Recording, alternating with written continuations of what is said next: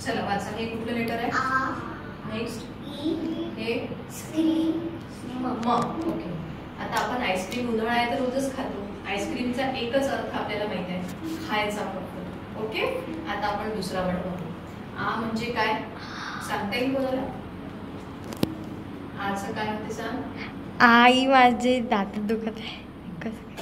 आ म्हणजे आत्मविश्वास. काय होते? आ म्हणजे आत्मविश्वास. ओके, आपण म्हणतो ना कुठलंही काम कॉन्फिडन्सनी आत्मविश्वासाने करायचं. ठीक आहे. ई म्हणजे काय होईल? ई म्हणजे इच्छाशक्ती. ई म्हणजे इच्छाशक्ती. इच्छाशक्ती म्हणजे काय माहिती? आपल्याला कधी आईस्क्रीम खायची इच्छा होते ना, आपण म्हणतो की आई मला आईस्क्रीम दे, आई मला चॉकलेट खायची इच्छा होते, त्याला काय म्हणतात? इच्छाशक्ती.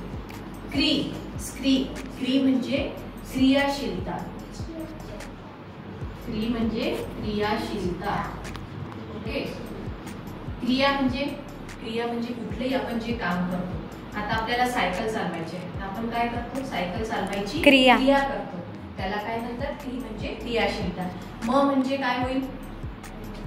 मायाशीलता. म म्हणजे महत्वाकांक्षा. म म्हणजे महत्वाकांक्षा. ठीक आहे. आता आईस्क्रीमचा नवीन अर्थ कळला. जर तुम्हाला कोणी म्हटलं की तुम्हाला आईस्क्रीम खायला आवडते का? हो, तर त्यांना सांगायचं की आईस्क्रीम खायला तर आवडते, पण आईस्क्रीमचा दुसरा अर्थ पण आहे. आ म्हणजे आत्मविश्वास. ई म्हणजे इच्छाशक्ती. क्री म्हणजे क्रियाशीलता. म म्हणजे महत्वाकांक्षा. ओके, कळलं सगळ्यांना? चला ठीक आहे.